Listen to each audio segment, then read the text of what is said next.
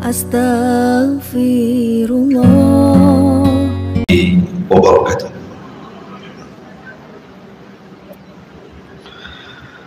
Alhamdulillah, wassalatu wassalamu ala rasulillah wa ala alihi wa sahbihi wa mawalah wa la hawla wa la quwwata illa billahi wa ba'du. Kita lanjutkan kajian kita, masih membahas kitab Arba'in Nawawi, dan kita masuk pada hadis ke-26.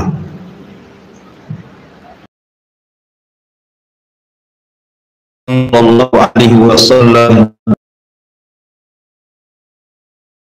sadaqatun kullu yawmin tatlu'u fihi syamsu ta'dilu bainal itsnaini sadaqatun wa tu'inu lahu 'alaiha mata'ahu sadaqatun wal kalimatu thayyibatu sadaqatun wa bi kulli khutwatin tamshiha ila salati sadaqatun wa tumitul adha 'anil tariqi sadaqatun. Rawahul Bukhari wa Muslim. Dari Abu Hurairah radhiyallahu anhu, ia berkata, Nabi sallallahu alaihi wasallam bersabda, setiap persendian dari manusia itu ada sedekahnya pada setiap hari yang matahari terbit padanya,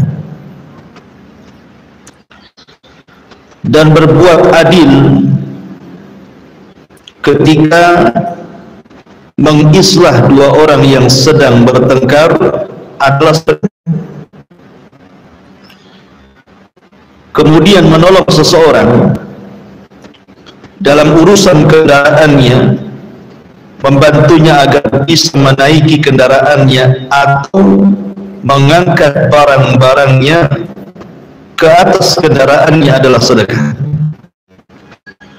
Kemudian sebuah ucapan yang indah, yang santun, yang baik adalah sedekah.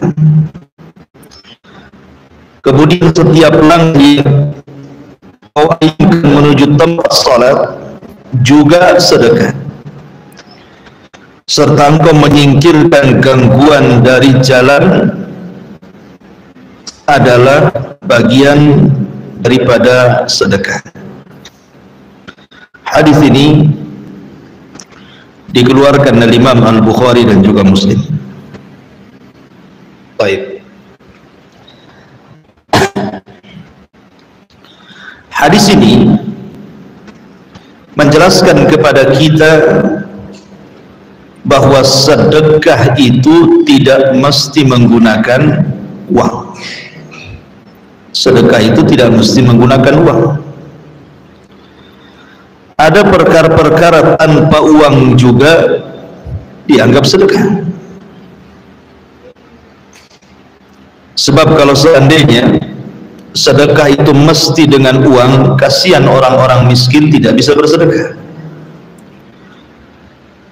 Makanya Nabi Shallallahu Alaihi Wasallam membuat pilihan kepada orang-orang yang tidak punya harta, mereka bisa bersedekah dengan cara seperti ini. Dan ini kemuliaan Islam, mencakup orang kaya dan juga orang miskin. Dua-duanya bisa bersedekah. Di sini Nabi Shallallahu Alaihi Wasallam menjelaskan beberapa perkara, hal-hal yang bisa manusia itu bersedekah. Kata Nabi Shallallahu Alaihi Wasallam, setiap persendian dari manusia itu ada sedekahnya setiap hari ketika matahari terbit. Dan kita tahu bahwa persendian manusia itu jumlahnya berapa? 360 persendian. Maksudnya persendian itu yang menyambung tulang dengan tulang, itu disebut persendian. Kayak sini nyambung ke sini, ini nyambung ke sini, nah, ini nyambung ke sini. Nah, itu ya. Jadi satu sendi ke sendi yang lainnya, sambungan tulang dengan tulang yang lainnya, kalau dihitung dari atas kepala sampai kaki itu, kata Nabi SAW, khalaqallahu ibna Adam ala sittina wa thalathum'ati mafsalan. Kata Nabi SAW, Allah Subhanahu wa ta'ala menciptakan Bani Adam itu jumlah persendiannya 360 sendi. Kapan Nabi SAW menghitung? Kok bisa tahu bahwa persendian itu ada 360? Tentu wahyu.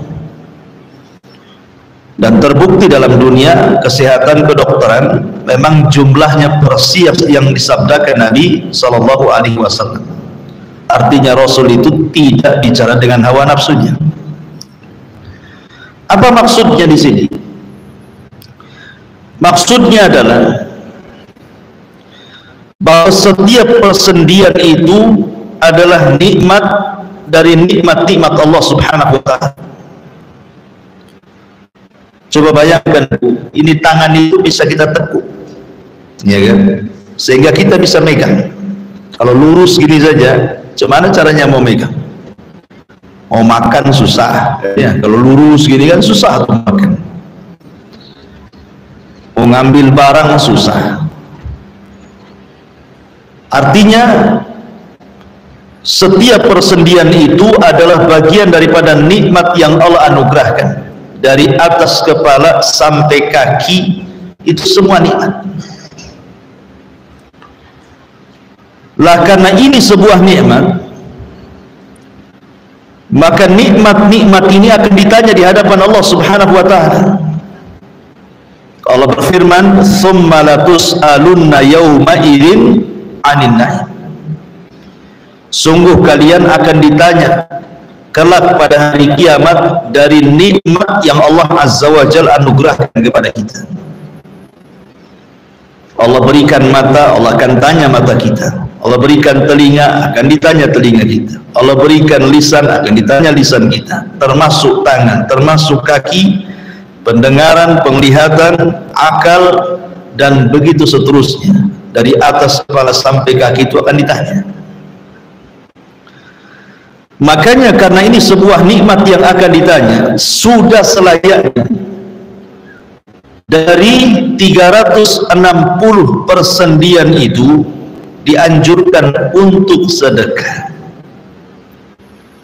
Sedekah dengan cara digerakkan dalam rangka beribadah kepada Allah Azza wa Jalla, baik itu berupa zikir, doa, ataupun melangkahkan ke tempat-tempat yang memang di situ ada ibadah seperti majelis ta'lim dan sholat dan begitu seterusnya.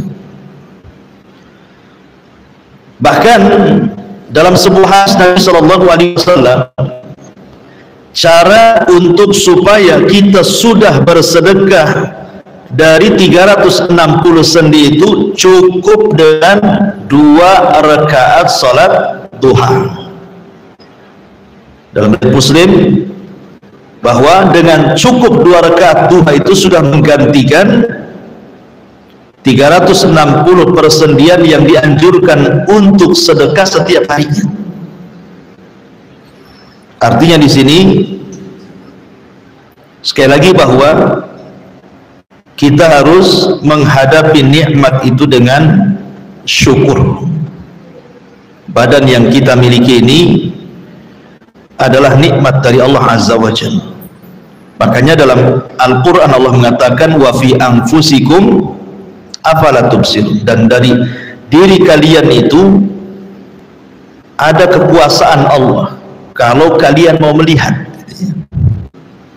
Kalau kita mau ngaca gitu ya, dari kepala sampai kaki itu semua nikmat.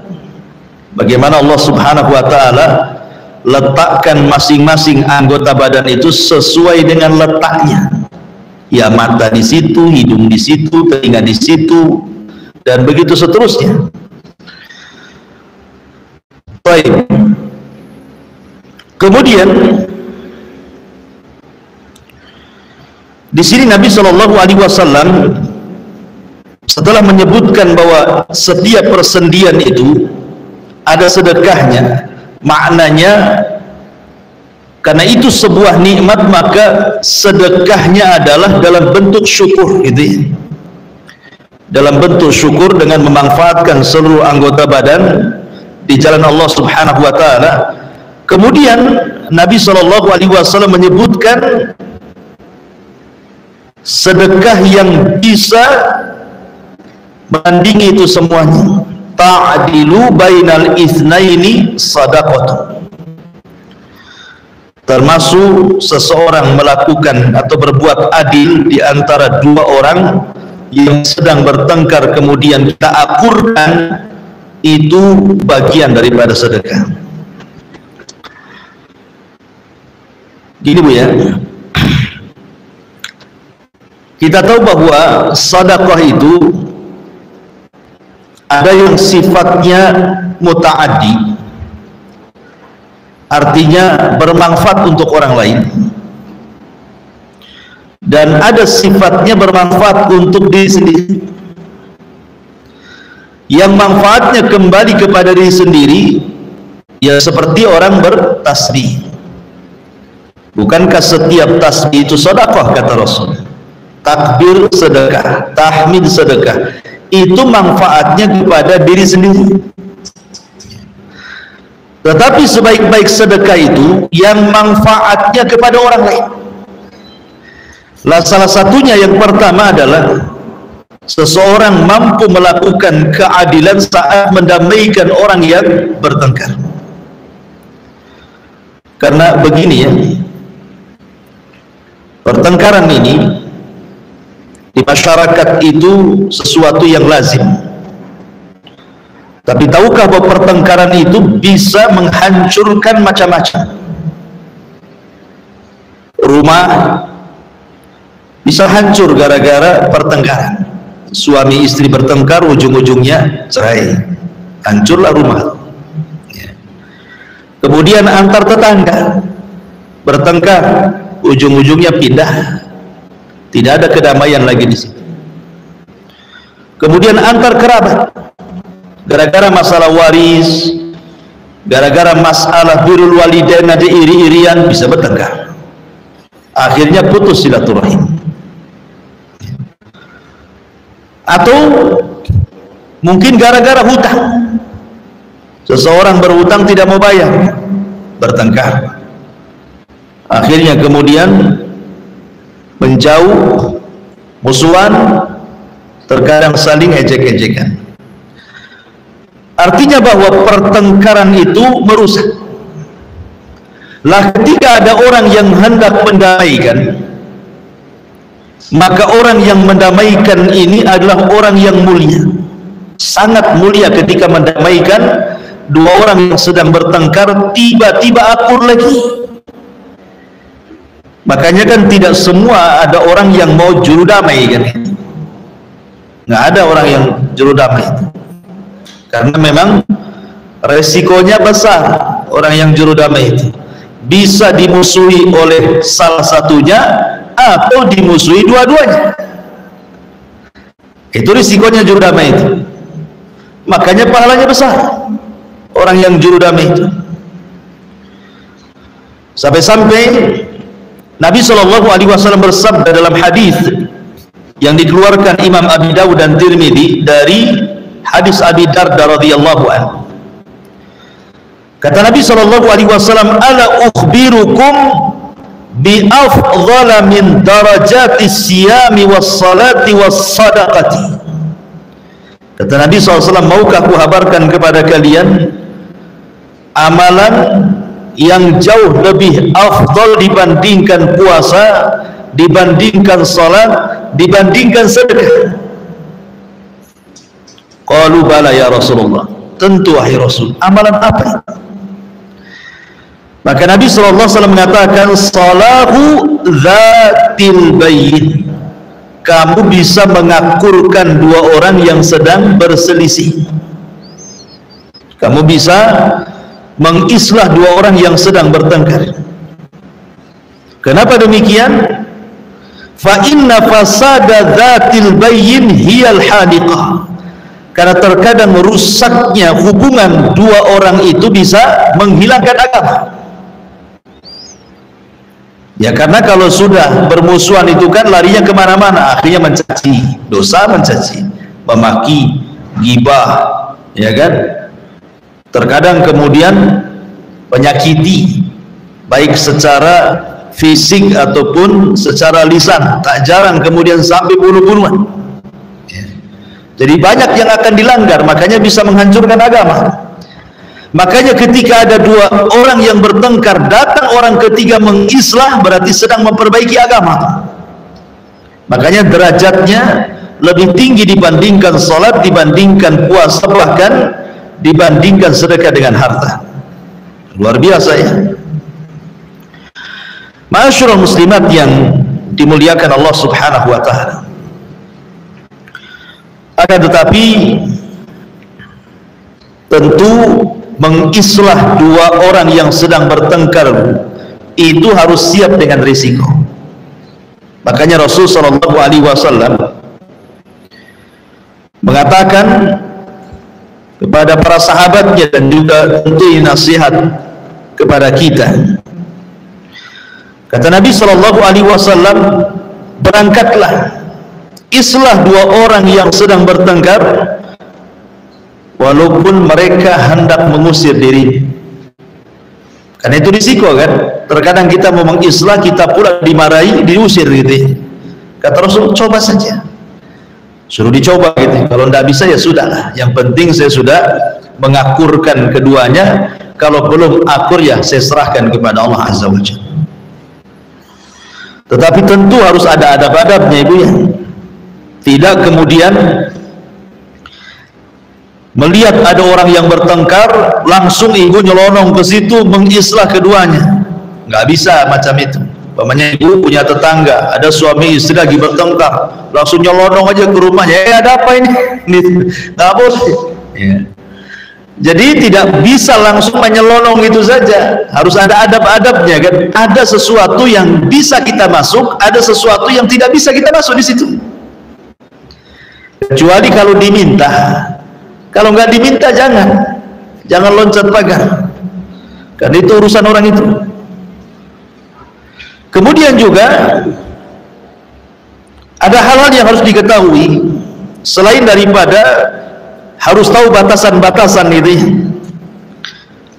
Juga hendaklah seseorang itu, kata para ulama, hendaklah mengikhlaskan niat.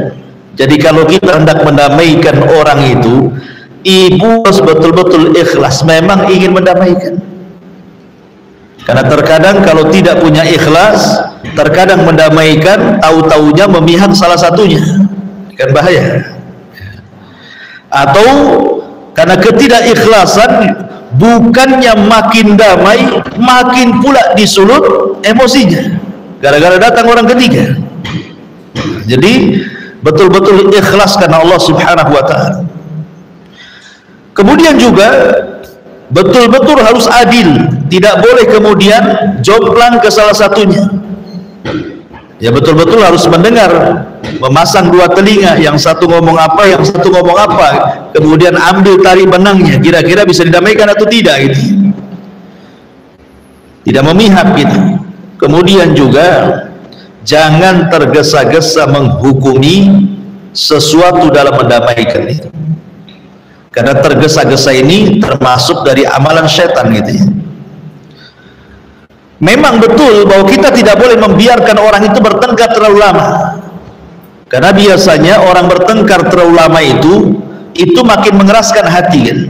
Tapi ketika mendamaikan pun tidak bisa terburu-buru, apalagi kasusnya sudah lama gitu ya. Ya memang harus pelan-pelan dulu, ditarik benangnya, bisa nggak berdamai. Ya, karena banyak masyarakat kita ini kalau sudah lama berperang gitu ya antar saudara itu, susah untuk didamaikan. Anehnya ketika salah satunya sudah mati, kemudian yang satunya masih hidup, baru dia nangis ke kuburannya. Apa manfaat nangisnya? Ketika hidup kalian berpencar, udah mati sibuklah ziarah kuburnya, kan itu. Jadi nggak ada manfaatnya nangis di kuburan. Makanya sering saya katakan bahwa sesungguhnya Allah menurunkan agama itu untuk orang hidup, bukan untuk orang mati. Jadi selama hidup itulah kita berdamai, bukan ketika hidup kita bertengkar, sudah mati sibuk ke kuburan mendoakan dia. Kayak ada anak gitu bertengkar dengan orang tuanya sampai nyakiti orang tuanya. Tiba-tiba orang tuanya sakit kemudian meninggal, barulah dia ziarah ke orang tua, ke kuburan dia, kan itu. Sedihlah di situ, seolah-olah anak paling berbakti itu. Nah, ngapain orang sudah mati, kan itu? Waktu hidup kemana gitu bahasanya. Jadi agama itu untuk orang hidup. Seperti ada orang yang nggak pernah sholat, tapi ketika mati minta kemudian diiklankan di masjid, innalillahi wa inna ilaihi raji'un. Sholat pun tidak, minta diumumkan di masjid. Atau tidak pernah baca Quran, ya, ketika mati sibuk minta dibacakan Yasin. Waktu hidup kemana nggak baca Quran kalian? Jadi hal-hal yang seperti ini harus dipahami. Kemudian juga untuk menambah keberanian ketika kita mendamaikan orang itu, harus tahu bahwa pahala orang kalau bisa sampai mendamaikan itu berarti mendapatkan pahala di atas puasa, sholat, dan sedekah. Ya, kalau kita tahu pahalanya kan senang kita jadinya, ya, mendamaikan itu. Jadi bayangkan pahalanya. Kemudian juga sebab diampuni dosa, diangkat amalan, dan begitu seterusnya. Tetapi ibu juga harus paham, kalau memang ibu ini objeknya, artinya ibu itu yang bertengkar, datang orang mendamaikan, ya, datang ada orang mendamaikan, hendaklah kita bersyukur masih ada orang ketiga yang mendamaikan. Karena terkadang orang ketiga itu diperlukan, yang bisa mendamaikan itu. Makanya kalau ada orang yang mendamaikan pihak yang bertengkar itu, cobalah buka hati. Nah, boleh jadi orang yang mendamaikan itu membawa solusi.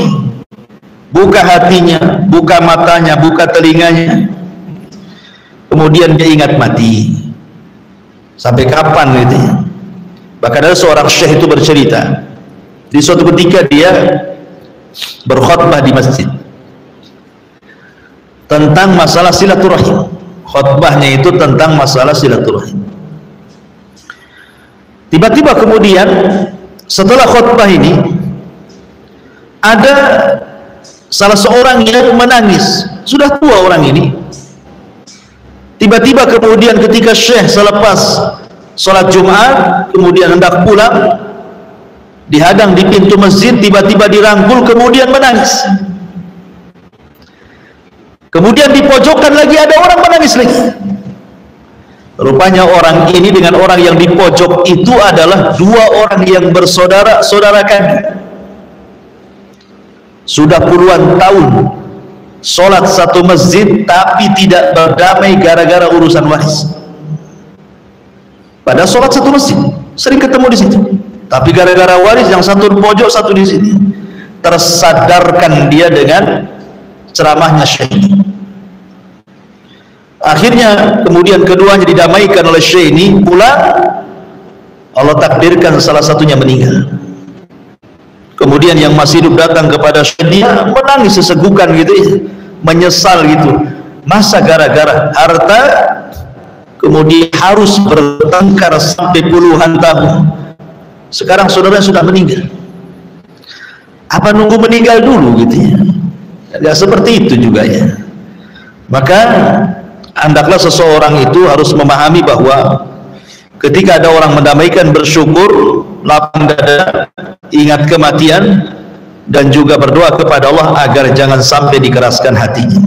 Ini yang pertama, mengislah di antara orang yang sedang bertengkar. Terus sekali lagi Bu ya, kalau ibu dimintai pendapat hanya satu pihak saja, jangan memberikan solusi. Pamannya nih kan berkawan nih di satu pengajian nih, tiba-tiba kemudian ada orang yang surat kepada ibu, Om ada waktu enggak? Ada apa? Ini saya ada masalah dengan suami. Kira-kira pendapatnya gimana?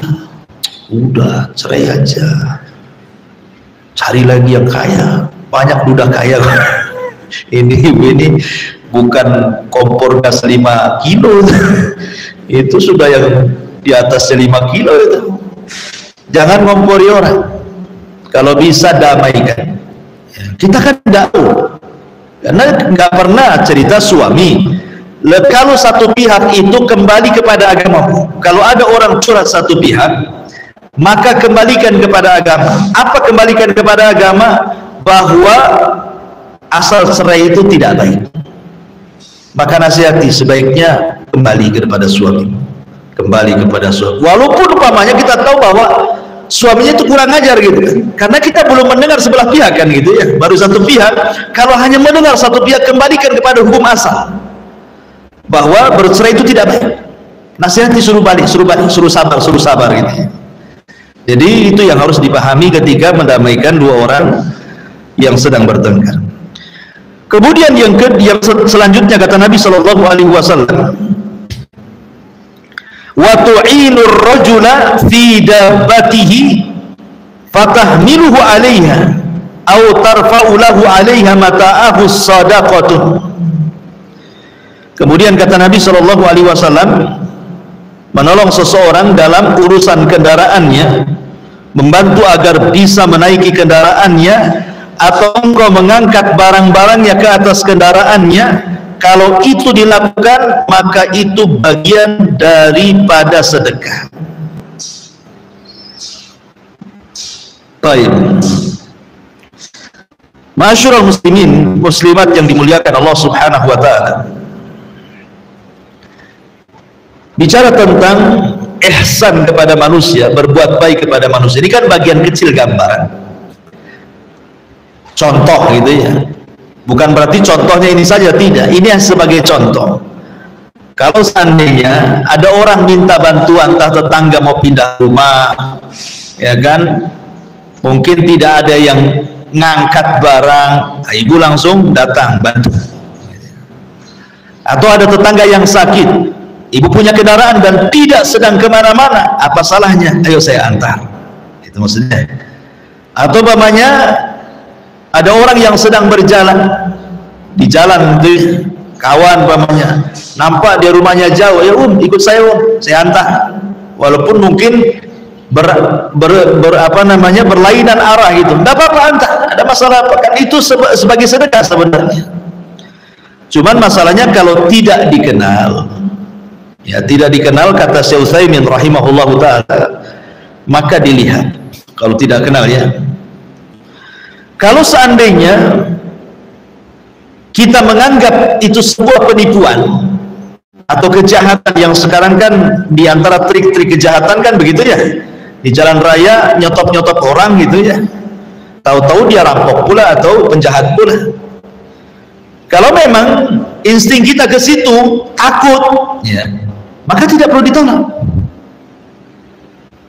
Tapi kalau seandainya feeling kita memang dia membutuhkan, bahkan kalau seandainya sampai membahayakan nyawa dia, kita berdosa kalau tidak menolong. Kayak di zaman dulu, atau di zaman dulu itu kan perjalanan di padang pasir itu ya, kalau tidak ditolong makanya bisa kausan mati itu, contohnya seperti itu ya. Maka kalau sampai mencelakakan dirinya kemudian kita tidak menolongnya, maka berdosa kita. Tapi kalau tidak sampai mencelakakan, ya mungkin yang lain juga adalah yang lewat situ, tidak ada masalah ya. Karena juga di zaman sekarang apalagi Batam ini kiri kanan rumahnya hampir semua jalan itu terang gitu ya, hanya mungkin disunahkan saja kita menolongnya. Tapi kalau sampai kemudian umpamanya ada anak kecil, ibu nemu anak kecil tuh di jalan kan, kalau kita biarkan anak kecil itu mungkin bisa ketabrak, bisa apa, tolong, wajib hukumnya. Kalau tidak berdosa. Lah, di sini Nabi Shallallahu Alaihi Wasallam bahwa di antara bentuk sedekah adalah menolong saudaranya, dan menolong saudaranya itu macam-macam, terutama menolong kerabatnya, menolong keluarganya. Ya, jadi menolong keluarga lebih lagi dibandingkan menolong orang lain. Nabi Shallallahu Alaihi Wasallam bersabda tentang keutamaan orang yang menolong orang lain itu. Kata Nabi Shallallahu Alaihi Wasallam, man yassara ala mu'sirin yassarallahu fid dunya wal akhirah. Barang siapa yang memudahkan orang yang sedang ditimpa kesulitan, maka Allah mudahkan dia di dunia bahkan di akhirat. Bayangkan di antara keutamaannya, Allah berikan kemudahan kehidupan dia di dunia, dan Allah berikan juga kehidupan kelak di akhirat. Orang yang suka nolong orang, subhanallah itu ya. Padahal pada hari kiamat itu tidak ada yang menolong kecuali amalan. Maka yang bisa menolong pada hari kiamat adalah amalan dia. Ketika dia banyak menolong di dunia, maka dia akan banyak ditolong di akhirat. Kemudian juga Nabi SAW mengatakan, wa man farraja'an muslimin kurbatan farrajallahu anhu kurbatan min qurabati yaumil qiyamah. Barang siapa yang berusaha untuk menghilangkan keperitan-keperitan hidup seorang muslim, maka Allah Subhanahu wa ta'ala akan hilangkan seluruh keperitan-keperitan hidup kelak pada hari kiamat. Karena begini ya, pada hari kiamat itu semua orang susah. Bagaimana matahari didekatkan, bagaimana keringat dicucurkan, bagaimana dia akan berdiri dan tidak bisa duduk, apalagi dibaringkan badannya, sehingga akan banyak kesulitan. Lah orang-orang yang kemudian menolong saudaranya, maka itu dia sudah bersedekah. Dan Nabi SAW mengatakan bahwa pada hari kiamat sedekah akan menjadi penaung bagi dirinya dari cahaya matahari dan kepalanya. Ya kan?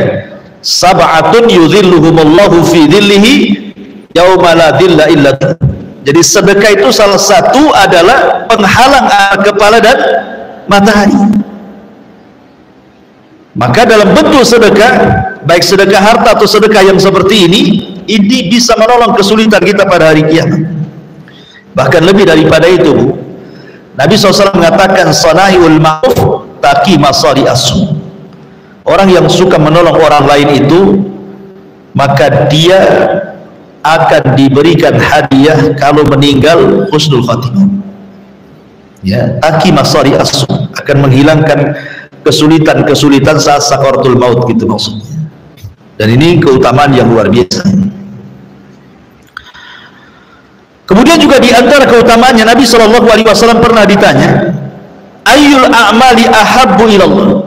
Rasul, amalan apa sih yang paling dicintai Allah Subhanahu wa ta'ala? Maka Nabi SAW mengatakan, ahabbun nas ilallahi anfa'uhum linnas.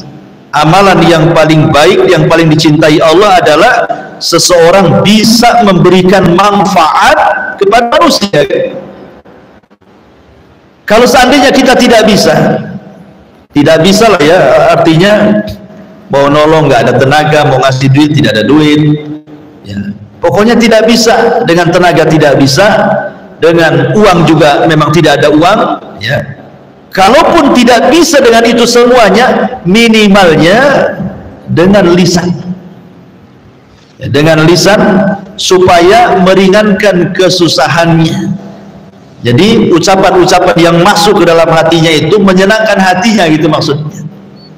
Karena terkadang ada orang itu disenangkan dengan lisan orang. Karena tabiat manusia itu, Bu, orang akan senang kepada kita ini karena kita suka berbuat baik sama orang itu.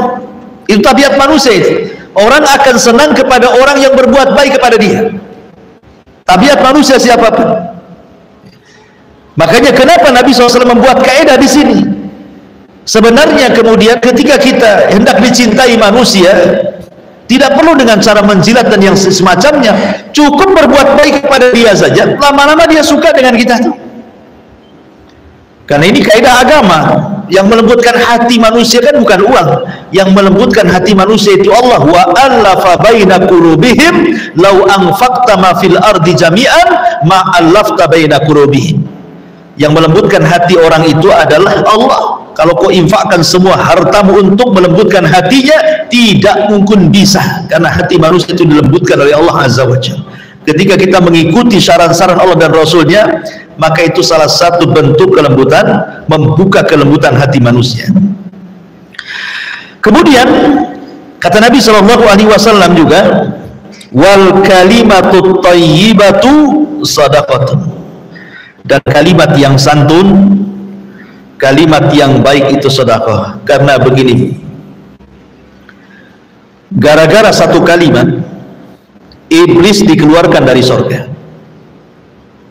Coba bayangkan, gara-gara satu kalimat iblis bisa dikeluarkan dari surga. Apa kalimatnya? Dia mengatakan kepada Allah Subhanahu wa ta'ala ketika dia disuruh untuk sujud kepada Adam, apa kalimatnya? Ana khairum minhu khalaqtani min nar wa khalaqtahu min tin. Aku lebih baik ya Rabb dibandingkan si Adam itu. Aku loh diciptakan dari api, kau ciptakan dia dari tanah. Sebab satu kalimat ini, apa kata Allah? Fakhruj minha fa innaka rajim. Keluar kau dari surga, kau makhluk yang terkutuk. Lihat. Gara-gara satu kalimat iblis dikeluarkan dari surga. Artinya apa? Artinya ucapan ini bisa membahayakan. Ya, ucapan manusia bisa membahayakan. Gara-gara satu kalimat orang bisa dibunuh. Gara-gara satu kalimat hilang silaturahim, yang ada putus silaturahim. Gara-gara satu kalimat gitu ya terjadi pertengkaran di mana-mana. Gara-gara satu kalimat suami bisa mencerai istri. Jadi lisan ini memang harus dijaga. Makanya Nabi SAW sampai mengatakan dalam sebuah hadis itu, wa innal abda la yatakallamu bil kalimati la yulqiha bana. Ada seorang hamba, kata Rasul, mengucapkan satu kalimat. Lihat, ibarah Nabi SAW tidak mengatakan berkalimat-kalimat, tidak.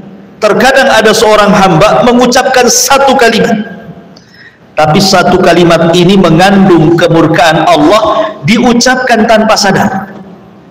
Bayangkan, diucapkan tanpa sadar, satu kalimat ini mengandung kekufuran, mengandung kemurkaan Allah. Apa kata Rasul? Yahwi sahibuha fi nari jahannam ab'ad ma bainal masyriqi wal maghrib.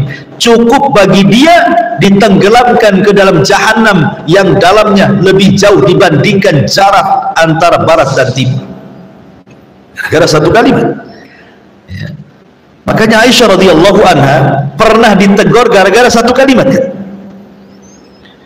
Aisyah radhiyallahu anha itu sebenarnya tidak ngomong, tidak, dia tidak mengucapkan, dia hanya mengisyaratkan, saya ini tinggi gitu ya, Sofia itu pendek gitu. Hanya gitu saja, tidak ngomong, hanya pakai tangan saja gini-gini. Tapi Rasul paham bahwa Aisyah hendak mengatakan Sofia itu pendek, itu satu kalimat, cuma pakai isyarat. Dan bagi Nabi SAW ini bagian daripada ghibah. Makanya Nabi SAW mengatakan, ya Aisyah, laqad qulti kalimatan law muzizat bihal bahru lamazazathu. Wahai Aisyah, engkau sudah mengucapkan satu kalimat, kata Rasulullah, yang kalau seandainya dilempar ke dalam air lautan cukup mencemari itu satu dunia lautan. Saking buruknya ucapan ghibah itu, sampai bisa mencemari semua air lautan. Padahal sampah satu kota Batam belum tentu mencemari lautan. Satu kalimat ghibah bisa mencemari lautan, menunjukkan bahwa ghibah itu lebih busuk dibandingkan sampah satu kota Batam, itu maksudnya.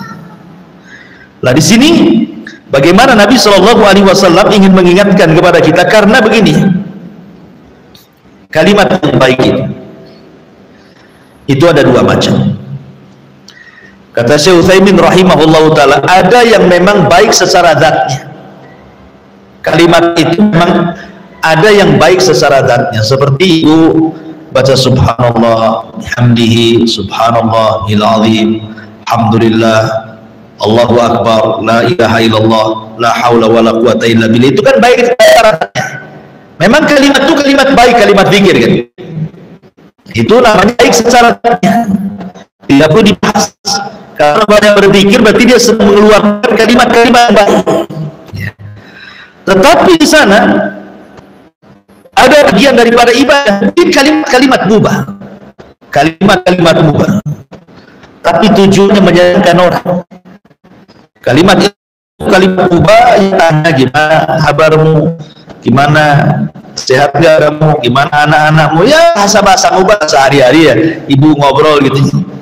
Tapi tanpa terasa nih obrol itu akhirnya yang tadinya dada orang itu sempit jadi lebar, yang tadinya rumsap itu jadi sedikit demi sedikit terurai gara-gara ngobrol sama ibu saja. Kan kadang ada orang banyak masalah itu kan terkadang tidak bisa disimpan dan dikeluarkan kan. Ibu ini sebagai pendengar setia kadang-kadang itu sudah bisa pulang karena orang ini ingin mengeluarkan tetapi dikeluarkan. Gak mungkin lah dia ngobrol sama tiang di sini dan harus ada lawannya kan. Kadang-kadang cukup mendengarkan, kadang-kadang mungkin nimpali, yang sabar ya cuman gitu sih kalimatnya. Tapi itu sudah masuk ke dalam hati, itu sudah enak, ikut simpati namanya. Nah, itu juga itu dikatakan kalimatut thayyibah, itu kalimat yang baik. Tapi saya sarankan Bu, kalau ada orang yang curhat sama ibu harus minta izin dulu sama dia. Pokoknya ada orang, ada waktu enggak saya ingin curhat, ibu harus tanya dulu, ini curhat ini masalah aib atau bukan, masalah aib atau bukan. Kalau masalah aib saya tidak mau dengar. Kemudian dipaksa, nggak apa-apa, tolong saya bapaknya, tolong saya izinkan, saya minta izin, boleh nggak saya dengar, ya, harus minta izin tuh ya, jangan main tarik-tarik. Ada waktu ngomong-ngomong nggak gitu ya. Jadi tetap harus minta izin. Maaf, ini kan karena yang mau diceritakan masalah suami, masalah ini kan nggak bagus sebenarnya. Saya nggak boleh mendengar, saya kan bukan siapa-siapa. Saya minta izin dulu ya, harus minta izin dulu ya. Boleh nggak saya dengar? Kalau nggak dengar, nggak boleh, nggak mau saya dengar. Tapi sebisa mungkin ibu harus menghindar sebenarnya. Kalau memang dia mau menceritakan aib dirinya atau orang lain, sebenarnya harus menghindar. Kecuali kalau memang dia butuh dan mungkin dia merasa bahwa ibu ini bisa memberikan solusi, maka ini masuk pada hadis Nabi SAW, idzastansahaka fansah. Apabila saudara meminta saran, berikan dia saran ya, jadi tidak main langsung dulu ya. Baik, jadi ini juga termasuk sedekah adalah al-kalimatut thayyibah. Dan keutamaan orang bicara dengan santun itu banyak ya. Pertama, memang kalimat yang baik itu sedekah sebagaimana yang kita sudah bahas di sini.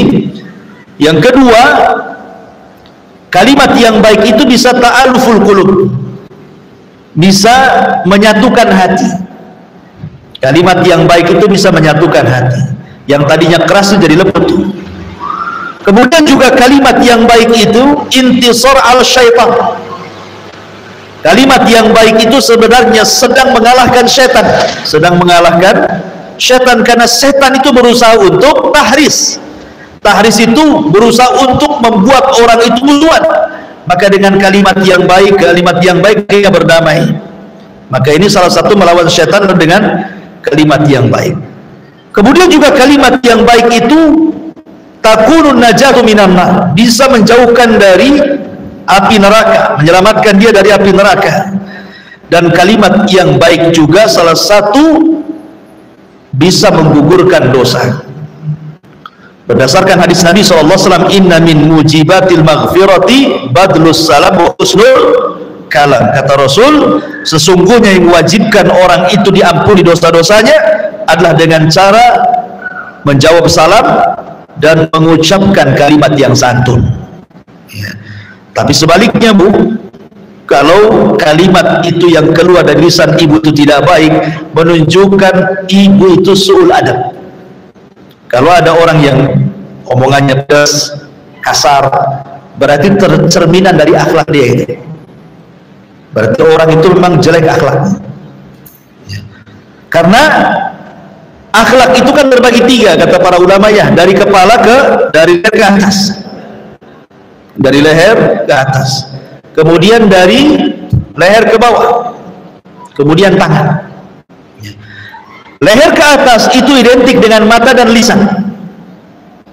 Ya, mata dan lisan. Kalau suka melotot, suka marah, itu nggak punya akhlak tuh kepalanya. Tapi kalau suka tunduk, senyum, ngomongnya bagus, itu akhlak, berakhlak. Berarti kepalanya berakhlak. Ya. Kemudian tangan suka nolong, ya, panjang tangan, ringan tangan. Panjang tangan apa ya? Balik. Ringan tangan lah ya. Suka nolong, suka bantu gitu ya. Itu berarti tangannya berakhlak. Kemudian dari leher ke bawah, ya, kalau leher ke bawah nih, ibu kalau lagi ngomong sama orang, ya, badan kita menghadap dia tuh berarti berakhlak. Walaupun yang kita ajak bicara ini adalah mungkin orang yang derajatnya di bawah ibu. Karena banyak orang-orang yang ketika ngobrol itu tidak menghargai orang yang diajak ngobrol. Badannya kemana gitu ya. Walaupun kepalanya ke arah, tapi badannya tidak lurus ke orang yang ngobrol, tidak dihargai. Harusnya kalau ada ngomong itu kita hadapi, ya, didengerin, betul. Nah, itu beradab tuh. Ya, itu dari leher ke bawah tuh. Karena ada yang lagi ngobrol karena mungkin merasa mungkin dia pembantu atau apa gitu ya, orang miskin, atau bagi dia mungkin derajat di bawah dia, kadang-kadang nampak sombong. Enggak boleh. Manusia di sisi Allah itu sama, mau anda orang kaya, orang miskin, sah saja. Yang bedakan itu takwa di hadapan Allah Azza wa Jalla. Itu kan anda saja merasa lebih terhormat menurut anda sendiri kan itu, tapi menurut Allah sama saja. Belum tentu orang kaya lebih mulia dibandingkan orang miskin, ataupun sebaliknya, karena banyak orang miskin juga sombong, orang miskin sombong lagi kan. Baik, jadi menunjukkan bahwa kalau jahat lisannya itu dia sedang su'ul adab. Dan biasanya kalimat yang buruk itu membuat orang lari. Orang itu tidak suka sebenarnya. Makanya kenapa Nabi SAW sampai oleh Allah Subhanahu wa taala dikatakan, fabima rahmatin minallahi linta lahu walau kunta ghalidhal qalbi lan faddu min hawlik. Kata Nabi, kata Allah Subhanahu wa taala dalam surat Ali Imran ayat 159, dengan rahmat dari Allah engkau lembut kepada mereka wahai Muhammad, sebab kalau kau keras mereka akan lari. Makanya biasanya orang yang kotor lisannya orang nggak suka, biasanya memang nggak suka.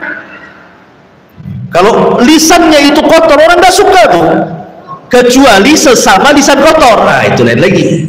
Nah, mungkin satu geng lah itu ya, karena al arwahu junudun mujannadah, ruh itu akan bergabung dengan gengnya. Kalau lisannya kotor pasti akan berjumpa dengan lisan kotor juga. Tapi kalau lisannya baik berjumpa dengan lisan kotor, nggak mau dia, ruhnya nolak tuh. Makanya di sini kalimat yang jelek itu membuat orang lari, walaupun dia ahli ngaji, walaupun cadar, walaupun nikung, walaupun kaos kakinya rangkap 3 rangkap. Kalau lisannya lebih panjang dari jilbabnya itu gak suka orang. Kemudian juga ucapan yang jelek itu bisa qadahun fil iman, masalahnya itu bisa mencacati iman orang. Kenapa demikian?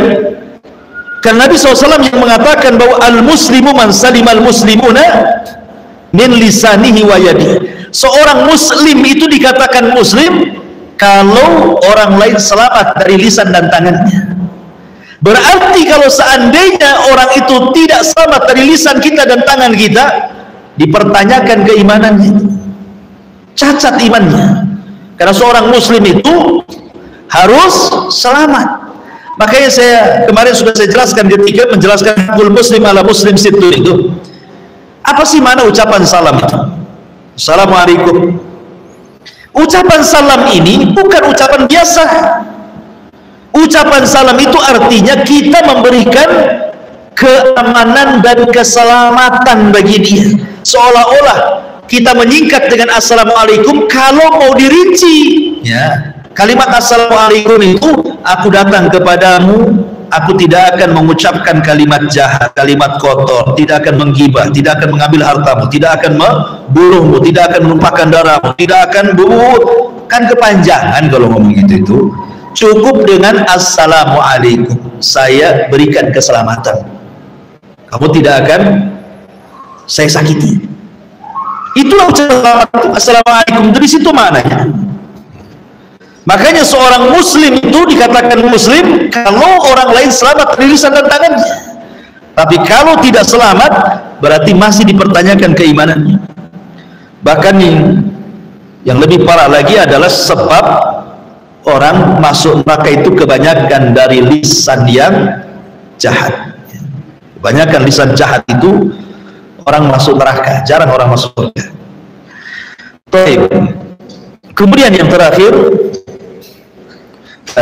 bukan yang terakhir, wa bi kulli khutwatin tamshiha ila sholati shadaqatu, dan langkah-langkah yang kau langkahkan, kau ayunkan menuju salat, itu juga bagian daripada sedekah. Masyaallah muslimat yang dimuliakan Allah Azza wa Jalla, melangkahkan kaki ke tempat sholat, atau mungkin bagi laki-laki ke masjid gitu ya. Kalau ibu kan mungkin melangkahkan kaki di rumah sajalah, dari dapur, sumur, tempat sholat, ya kan? Itu kan langkah-langkah juga kan? Ada langkahnya lah, walaupun langkahnya pendek. Gitu. Laki-laki kan langkahnya panjang, tapi pendeknya langkah ibu sangat panjangnya langkah bapak kan? Orang-orang yang suka melangkahkan kaki untuk sholat sini, kata Nabi SAW, lam yakhud khutwatan illa kutibat lahu hasanatun wa muhiyat anhu sayyi'atun.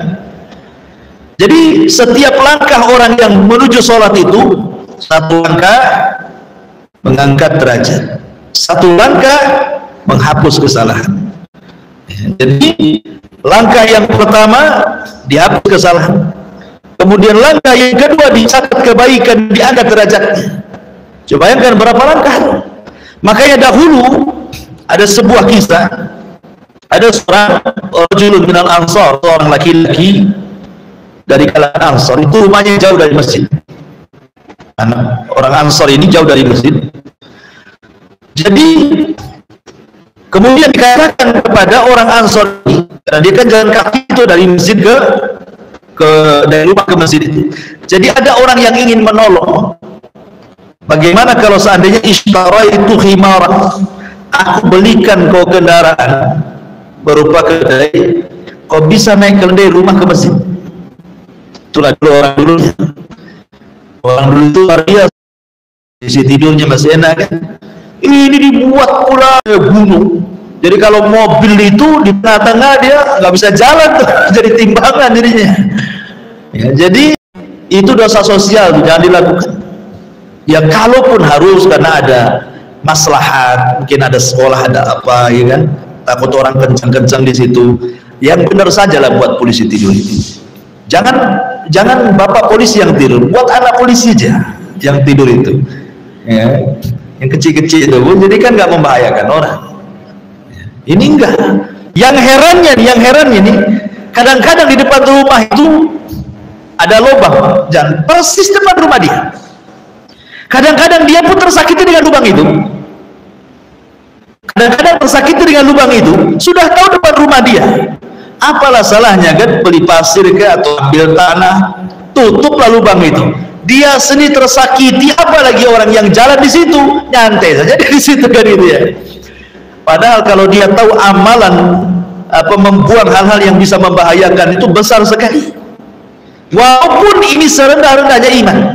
Di sini Nabi SAW mencantumkan perkara yang terakhir ini karena ini yang paling rendah. Sedekah yang paling rendah itu adalah membuang hal-hal yang menyakiti orang. Ini paling rendah. Menunjukkan sebelum-sebelumnya lebih tinggi lagi. Makanya letakkan di belakang. Rasul letakkan di belakang karena ini yang paling rendah dalilnya. Karena Rasul SAW mengatakan seafdal-afdalnya iman itu la ilaha illallah, serendah-rendahnya adalah imatatul adha anit thariq, membuang hal-hal yang bisa membahayakan manusia dari jalan. Ini serendah-rendahnya iman, tapi lihat pahalanya luar biasa gitu ya. Jangan lihat rendahnya imannya. Makanya kenapa seorang ulama namanya Rabi bin Haytham yang 40 tahun tidak pernah meninggalkan takbiratul ihram. Rabi bin Haytham ini, itu kalau dari rumah ke masjid pandangannya selalu ke bawah, pandangannya selalu ke bawah. Jadi kalau ada hal-hal yang bisa mengganggu orang itu langsung diambil disingkirkan, langsung diambil disingkirkan. Kadang dia mengucapkan ketika dia mengambil, ya Allah, kalau memang ini ada pahalanya, aku kirimkan kepada orang tuaku yang sudah meninggal. Rabi bin Haytham sampai seperti itu. Ya, ini semua bicara tentang sedekah di luar daripada sedekah harta. Taib, wallahu alam, ini yang bisa sampaikan. Taib, sebelum saya tutup silakan kalau ada yang bertanya. Assalamualaikum Ustaz. Waalaikumsalam. Dari hadis yang berhubungan tadi, yang termasuk zakat tadi, mendamaikan orang bertengkar, membantu orang lain meninggalkan keuangan, ucapan yang baik, yang akan menjadi masjid, yang kelima menyingkirkan gangguan di jalan. Anak pandangan poin yang ketiga yaitu ucapan yang baik. Tadi Ustaz ada singgung masalah hubungan antara teman. Di sini ada Ustaz. Ketika kita mendapatkan sosok teman yang memang akhlaknya kurang baik ya Ustaz. Hari pertama dia datang, dia curhat, kita mendengarkan apa yang dia bicarakan, keluh kesahnya baik dengan suaminya maupun keluh kesahnya tentang keuangan ekonomi. Hari-hari berlalu terus demikian sampai masa ya di anak 5 tahun yang betul dengan orang yang seperti itu. Ternyata kita melihat memang akhlak yang didapatkan ya seperti itu. Waktu sudah pergi kajian, dia tidak bisa mengubah akhlaknya. Terus ketika kita mengingatkan dengan secara baik, dia tidak paham bahasa kita. Ternyata ketika kita sekali dengan kasar, dia paham bukan. Ya, contohnya begini, ketika dia mau cerita panjang, langsung kita stop. Dia sudah berapa yang pulang. Malah kita lagi bicara. Nah, dengan itu orang yang lebih paham, dia langsung menghentikan kata-katanya dan dia pulang. Yang anak tanyakan Ustaz, boleh kita bersikap demikian? Sebab ketika kita menasihatkan kata-kata yang baik dengan hadis yang Ustaz sampaikan, maksudnya kasar di situ meninggikan yang tadi itu Ustaz, meninggikan kata-katanya, bukan menyebut kalimat kotor kan? Iya. Oke. Iya, alhamdulillah. Harus dibedakan ya, kalau kasar dengan tegas itu beda. Itu kan tegas ya, dengan cara mengkat atau meninggikan suara gitu ya kan. Ya kadang itu kan teori menasihati, asal jangan keluar kalimat-kalimat yang kalimat itu berbau dosa, seperti kata-kata binatang atau kata-kata yang dianggap kasar gitu ya, atau yang menyinggung. Ya kalau hanya tegas saja, memang orang ini tidak bisa. Kan ada orang itu yang diajak ngobrol terus muter dulu ke Batam Center, ke Tiban, baru ke Batu Haji. Kan ada muter-muter dulu, baru ke situ. Intinya ke situ sebenarnya. Cuman karena takut menyinggung perasaan, jadi muter-muter dulu dia. Ya. Tapi ada orang yang diajak putar-putar makin pusing dia. Berarti harus to the point saja dia. Ada orang seperti itu ya. Ya kan lihat karakter orang, kembali ke lihat karakter orang. Yang jelas niat kita baik dan kita berusaha menahan tidak mengeluarkan kata kotor. Hanya mungkin dengan cara seperti itu dia bisa sadar, ya insya Allah tidak ada masalah selama tidak mengeluarkan kata-kata. Karena kata-kata itu kan ada, kata-kata itu ada 4 macam. Ya, kata-kata itu ada 4 macam. Kalau kata-kata itu ada yang betul-betul memang semua kebaikan dari awal sampai akhir semua baik, khairun mahad namanya, semua baik. Yang kedua syarrun mahad, semua jahat. Kemudian yang ketiga campuran syarrun wa khairun, dalam omongannya kadang-kadang baik, kadang-kadang diselipkan pula kata-kata kotor, kata-kata jahat ya. Kemudian yang ketiga tidak, yang keempat ya tidak ada kebaikannya, tidak ada kejahatannya, ya kata-kata mubah. Semua akan ditanya di hadapan Allah. kecuali kata-kata mubah.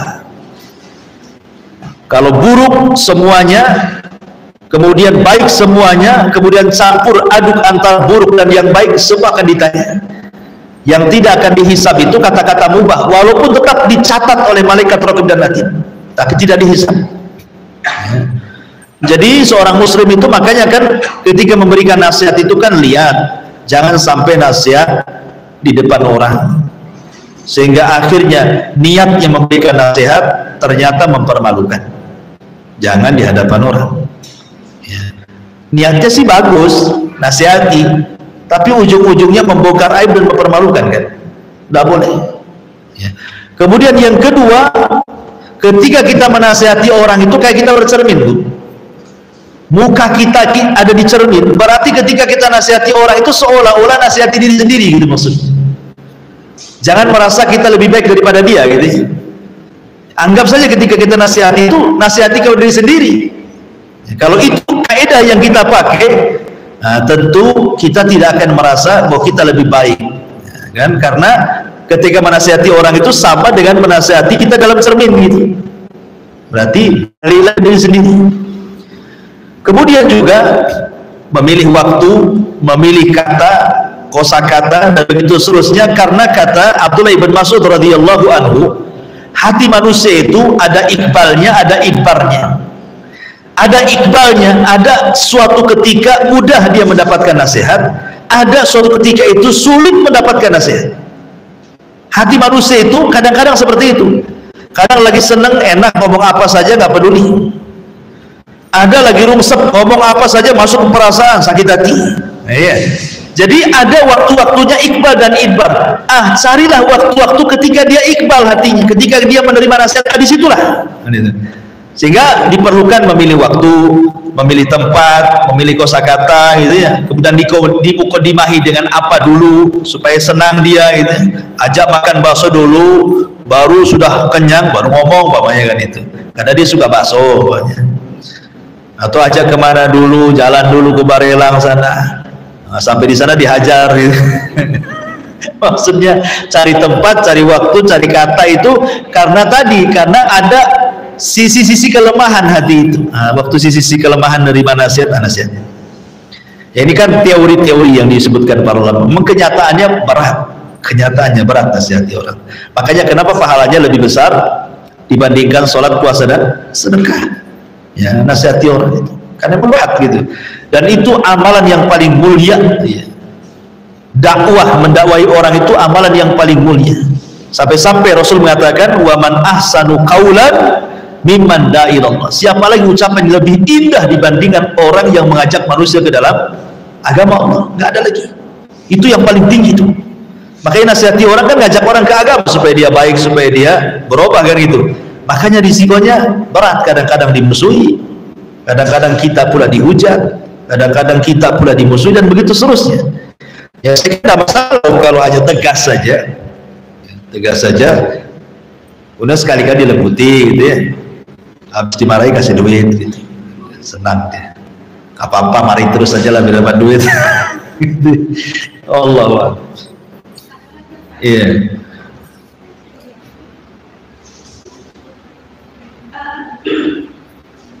Tadi kata-kata Rasulullah SAW bersabda, amalan yang lebih jauh daripada puasa sedekah sholat itu kamu bisa memberikan antara sholat yang sedang lakukan. Tadi juga katakan kenapa pahala memberikan orang yang sedekah itu baik karena sedang memperbaiki agama. Yang mana tanyakan di sini Ustaz, kita memberikan secara lahir dan secara batin Ustaz, bahwa pahala sholat itu kan kita tidak intinya semua orang sholat dan kita tidak bisa memamerkan atau menceritakan bahwa sesungguhnya aku sholat begini dan begitu. Dan ketika kita bersedekah, nah di sini berbeda ujiannya banyak ya Ustaz. Hari ini sesuatu waktu kita bisa menutupi, terkadang tahun ketiga tanpa kita sadari kita mengungkapkan apa yang pernah kita berikan. Yang ada tanya Ustaz, apakah orang yang ini yang dengan Rasulullah SAW tadi lebih baik dari puasa sedekah dan sholat itu juga bisa lebih baik dengan orang yang mendamaikan orang tadi Ustaz. Kenapa tetap lebih tinggi Ustaz? Kadang mendamaikan orang itu kan hanya hal yang biasa Ustaz. Karena dalam hadis sholat itu kan amalan yang luar biasa. Maksud di sini sholat sunnah ya, puasa sunnah, sholat sunnah, sedekah sunnah ya. Kalau yang wajib ya tidak bisa diimbangi lah. Ya. Maksud di sini kalau yang sholat wajib ya tidak bisa diimbangi dengan seperti ini. Maksudnya puasa sunnah, sholat sunnah, sedekah sunnah. Karena itu kan kembali, kenapa demikian? Karena hal-hal yang sifatnya ubudiyah itu kembali kepada orang yang mengerjakan. Kepada orang yang mengerjakan. Tapi kalau kita mendamaikan orang, itu sifatnya mutaaddi. Manfaatnya bukan untuk diri sendiri, tapi orang lain juga. Tapi kalau sholat itu manfaatnya hanya untuk pribadi kita saja. Sholat sunnah, puasa sunnah, sedekah sunnah kan kembali ke kita. Tapi kalau memperbaiki orang lain itu kembali ke kita dan orang itu. Makanya ada kasus dia, Imam Syafi'i rahimahullah ta'ala, ketika dia bermalam di rumah Imam Ahmad Ibn Hanbal, muridnya, Imam Syafi'i tidak sholat malam. Sampai-sampai kemudian kata putrinya Imam Ahmad, masa seorang imam besar dia meninggalkan qiyamul lail, kok tidur terus? Harusnya kan seorang alim itu harus yang nampak sholat gitu ya sepanjang malam. Jadi tanyakan kepada Imam Syafi'i, apa jawaban Imam Syafi'i? Semalam saya tidak sholat itu, bukan saya tidur. Saya memikirkan satu hadis dan saya bisa mengeluarkan dari satu hadis itu 100 faedah. Apa itu hadis? Hadis tentang cerita Abu Umair yang punya burung namanya Nughair itu. Rasul mengatakan, ya Aba Umair ma fa'ala Nughair. Wahai Aba Umair, apa yang dilakukan, bagaimana kondisi burung Nughair, burung pipit yang dipelihara mati itu ya. Jadi nangislah si Abu Umair. Bagaimana anak-anak itu kalau kehilangan, dia lebih sedih kehilangan mainannya ya dibandingkan orang lain gitu ya.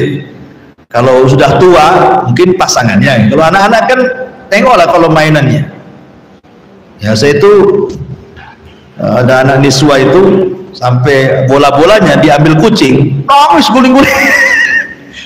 Kucingnya tidak boleh ngambil ya kan? Karena memang anak-anak seperti itu kan, kalau mainannya hilang tuh kayak sedih banget. Jadi Rasul datang kepada Abu Umair itu yang belum balik, ya Abu Umair ma fa'ala Nughair. Dengan ada apa Abu Umair, kata, dicandai sama Nabi. Ada apa Abu Umair? Gimana kondisi burungmu? Kata mati Rasul gitu. Cekik dia itu keinjak namanya anak-anak gitu. Hadisnya cuma segitu, sekutit itu hadisnya. Tapi Imam Bukhari bisa mengeluarkan 100 faedah dari hadis ini. Dia tidak tidur ya. Artinya bahwa ketika dia menggali ilmu untuk disampaikan kepada orang, itu lebih baik dibandingkan sholat malam sampai dari Aisyah sampai subuh gitu ya. Kenapa? Karena manfaat menyampaikan ilmu itu kepada orang untuk diri dan orang lain lagi. Tapi kalau sholat kan manfaatnya untuk diri sendiri. Sama dengan mendamaikan orang, itu kan dakwah juga tuh. Manfaatnya bagi orang lain, makanya lebih baik ya. Kalau sedekah sunnah, sholat sunnah atau puasa sunnah kan kembali ke diri sendiri. Itu maksudnya ya. Ya, Allah ya. Waalaikumsalam.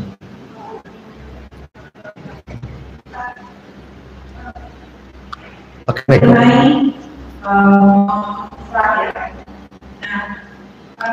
Kita fungsinya adalah sebagai pemohon. Jadi ada saudara kita, tante kita, berusaha dengan kakak kita itu 20 hari langsung. Oke. Dan sudah banyak yang menandatangani mereka masuk ke kelas mati. Nah, sekali kita mungkin kita pemahaman kecil.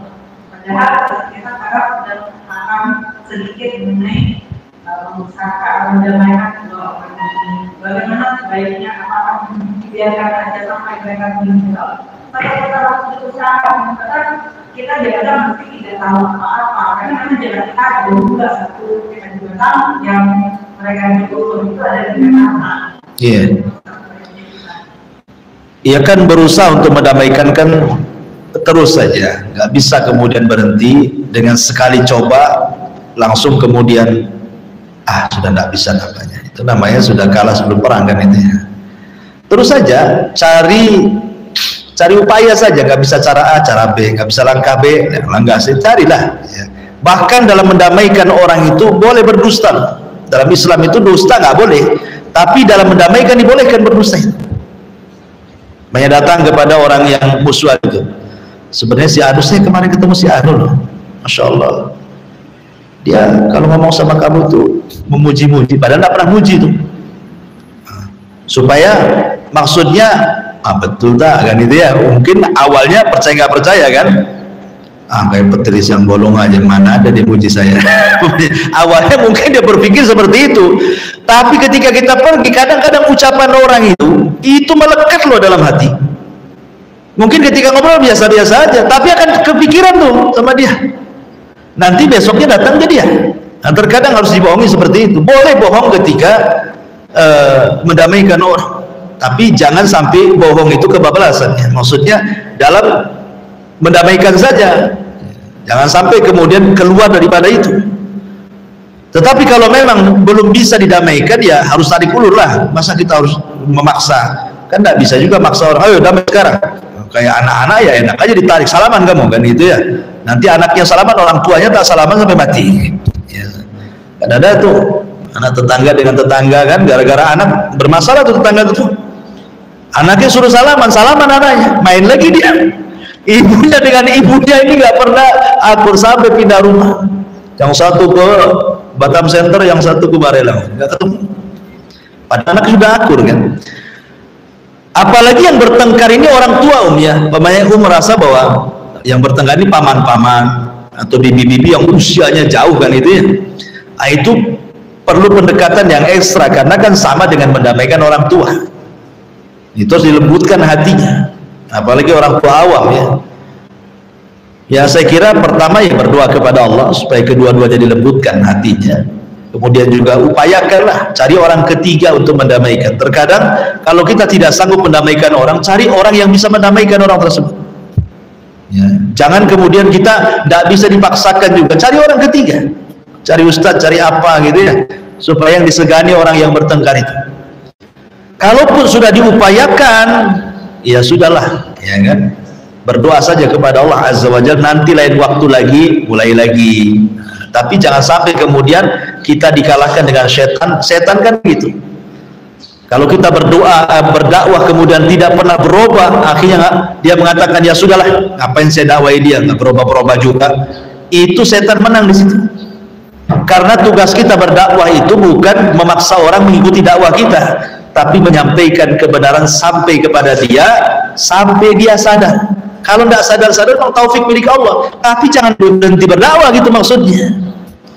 Sebab kalau sampai berhenti berdakwah, masuk pada hadis tentang kisah Bani Israil. Ketika ada dua orang yang bersaudara, yang satu soleh, yang satu tidak soleh, akhirnya yang soleh ini bosan mendakwai kawan yang tidak soleh karena tidak sadar-sadar. Salah pula dia mengucap dan mengatakan, demi Allah kalau engkau tidak tobat, ku jamin kau tidak akan keluar dari neraka, ku jamin kau tidak akan diampuni dosanya. Padahal dua kalimat ini kalimat takdir. Jangan ngomong seperti itu. Sorga dan neraka itu milik Allah. Kita tidak berhak mengatakan ku jamin kau tidak akan keluar dari neraka. Loh, neraka ini milik Allah. Kita bisa jamin pula. Kau tidak akan diampuni. Ampunan milik Allah. Hanya gara-gara salah ngomong padahal niatnya baik kan.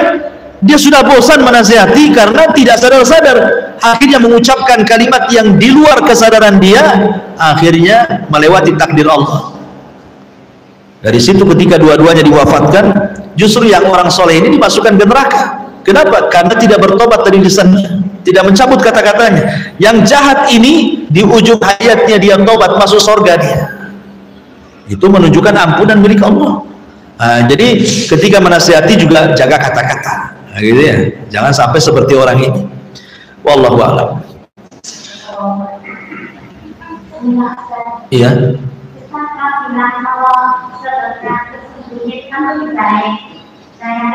Kalau sudah gitu, kalau sudah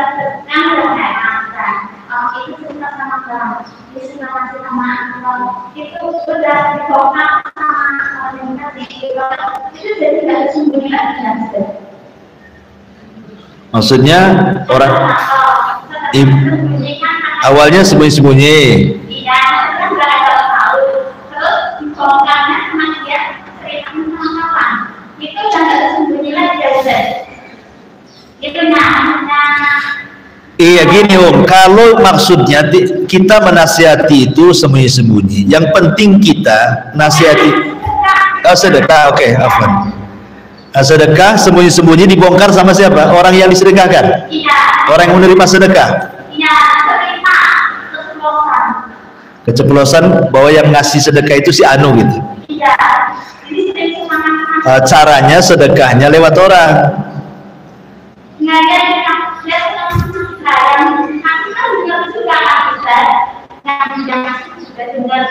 maksudnya dia diceritakan kepada orang itu muji atau ngenyek gitu bahasanya ya. Iya maksudnya ketika orang membongkar sedekah itu memuji atau menjelek-jelekan, di sedekahnya itu sedikit kali, kaya-kaya sedikit itu kan jelekin namanya ya. Memuji. Ya kalau memuji ada apa-apa, karena kan yang membongkar bukan orang yang bersedekah. Kalau seandainya ada pujian karena sedekahnya, maka itu kata Rasul busyrul ajil, tilka busyrul ajil, itulah kabar gembira yang didahulukan di dunia sebelum akhirat. Ya, kalau ada orang memuji karena amalan kita, berarti itu kabar gembira yang Allah segerakan di bumi sebelum dia.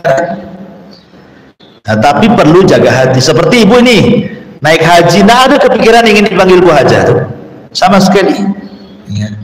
Tapi karena orang tahu ibu haji, akhirnya pulang aja, kemana Bu Haja? Padahal ibu tidak mau dipanggil itu. Berarti panggilan itu bukan ria, bukan karena ingin dipanggil Haja, tidak. Karena tidak ada niat, saya ingin melakukan rukun Islam aja kok. Kok dipanggil Bu Haja, berarti tilkal busyra al ajil, itulah kabar gembira yang disegerakan di dunia sebelum akhirat. Tapi tetap jaga hati. Artinya yang manggil Bu Hajah ya biasa saja hati itu. Yang manggil nama juga ya biasa saja. Artinya pujian dan celaan juga tidak merubah hati, gitu maksudnya ya. Karena kalau kelamaan dipanggil Bu Hajah, sekali dipanggil namanya langsung gak mau nengok dia. Ya, itu sudah bukan kabar gembira yang disegerakan lagi, itu sudah kemasukan virus riah namanya.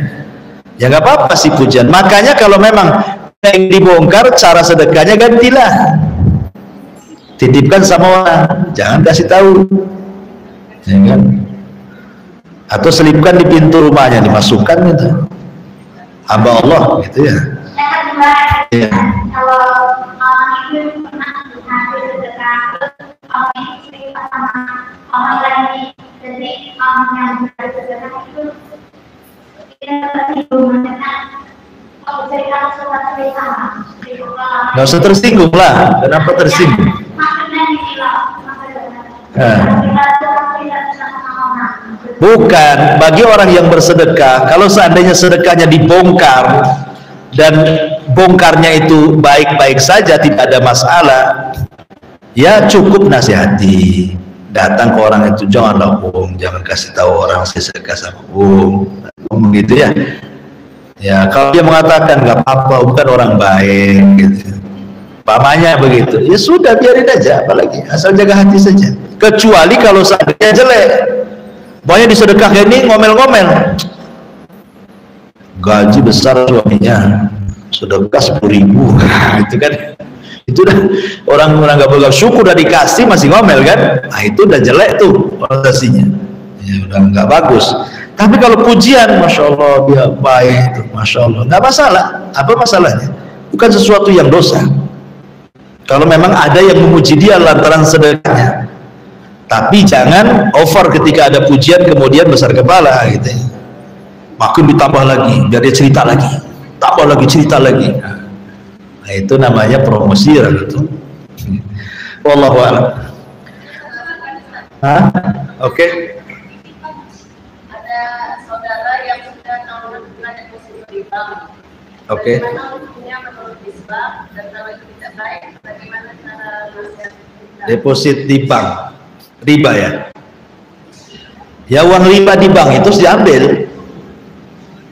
Uang riba di bank itu harus diambil, jangan sampai tidak diambil. Kemudian setelah diambil diapakan? Setelah ambil boleh kita disedekahkan kepada fakir miskin, tidak masalah. Uang riba itu boleh diberikan kepada fakir miskin, atau kepada jalan-jalan, atau kepada solokan, jembatan, tidak masalah. Tapi niatnya bukan niat sedekah, ingat ya.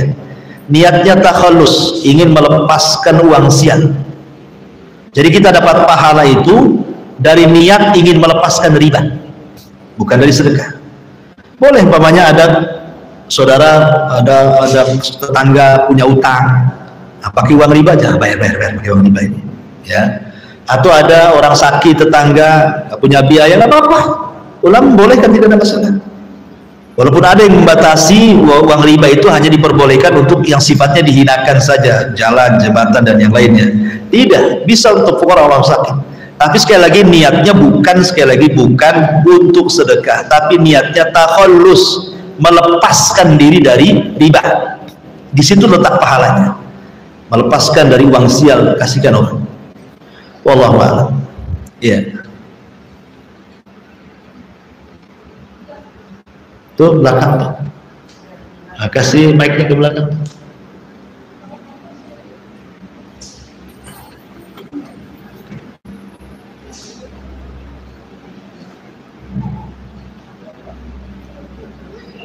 Assalamualaikum.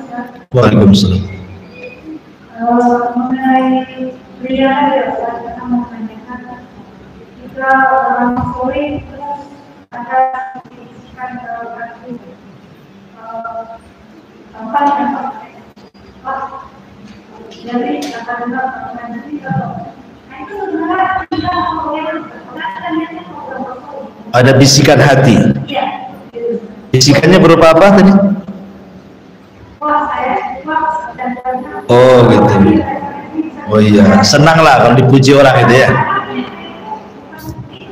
Berarti perlu meluruskan niat supaya balik itu pahalanya.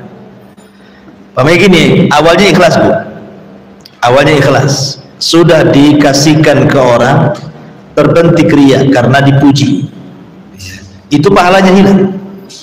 Tapi pahala bisa kembali kalau diluruskan lagi niatnya. Luruskan lagi niatnya supaya pahala sedekahnya balik gitu maksudnya. Tapi kalau terus ria, hilanglah itu pahalanya. Tapi sekali lagi dengan catatan pada awal sedekah dia ikhlas. Tapi kalau dari awal sedekah dia ria, ya nggak dapat apa-apa. Ya kan?